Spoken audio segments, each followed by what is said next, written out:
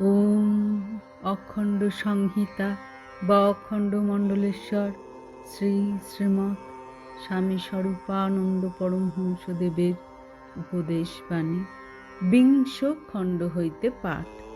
পৃষ্ঠা সংখ্যা 169 ও 170। সাম্প্রদায়িকতার অবসান হোক। শ্রী শ্রী বাবামণি বলিলেন, আমাদের শৈশবে আমরা সাম্প্রদায়িকতা জিনিসটাকে লক্ষ্য করতে পারিনি, কিন্তু যতই দিন যাচ্ছে স্পষ্ট প্রতিভাত হচ্ছে যে হিন্দুতে আর মুসলমানে ভেদ আর দূরত্ব কেবল বেড়ে যাচ্ছে। কিন্তু তবু আমরা বিশ্বাস করি যে শেষ পর্যন্ত এই হলাহলের ভিতর দিয়েও অমৃতই উঠবে। যারা কখনো পরস্পরকে বিদ্বেষ করত না, আজ তারা তা করছে। অদূর ভবিষ্যতে তা হয়তো মারাত্মক আকার ধারণ করবে। অন্যেরা সুদূর ভবিষ্যতে হয়তো ভারতবর্ষের ঐক্যকে টুকরো টুকরো করে ফেলবে। কিন্তু তথাপি এ কথা আমরা বিশ্বাস করি যে সাম্প্রদায়িকতায় কল্যাণ নাই।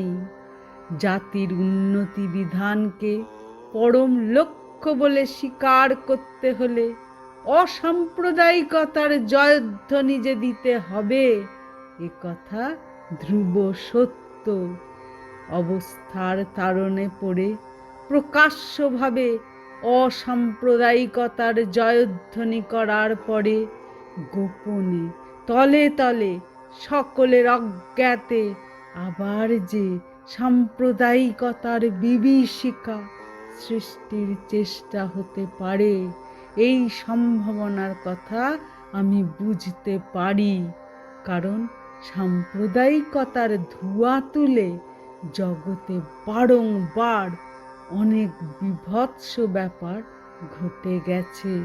কিন্তু বৃহত্তর আদর্শের নবারুণোদয়ে তার প্রতিকার ঘটবেই ঘটবে। জগৎ চিরকাল এক ধাঁচে চলতে পারে না। তার গতির স্বাভাবিক বিবর্তনেই অনেক নূতন সত্যের আস্বাদন হবে, নূতন তত্ত্বের উদ্ঘাটন ঘটবে। সেই শুভ দিনটির দিকে তাকিয়েই আমি সর্বত্র বলে থাকি, সাম্প্রদায়িকতার অবসান হোক। হরি ওম।